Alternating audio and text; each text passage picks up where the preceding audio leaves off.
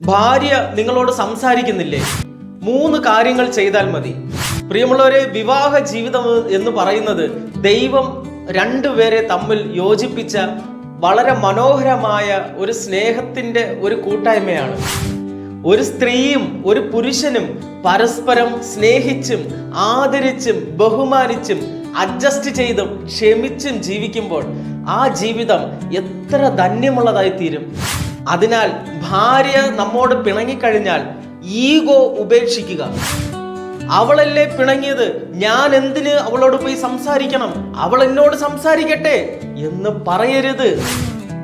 മറ്റൊരു കാര്യം വളരെ സിമ്പിളായിട്ട് പറയുക, നീ നഷ്ടപ്പെടുന്നത് എനിക്ക് സഹിക്കാൻ സാധിക്കില്ല, നീ നഷ്ടപ്പെടുന്നത് എനിക്ക് ഒട്ടും സഹിക്കാൻ പറ്റില്ല എന്ന് ആത്മാർത്ഥമായിട്ട് പറയുക.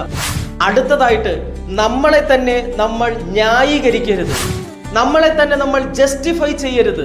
മറിച്ച് പറയുക, എൻ്റെ ഭാഗത്ത് എന്ത് തെറ്റാണ് നീ കണ്ടെത്തിയത്, അതെനിക്കൊന്ന് പറഞ്ഞു തരൂ.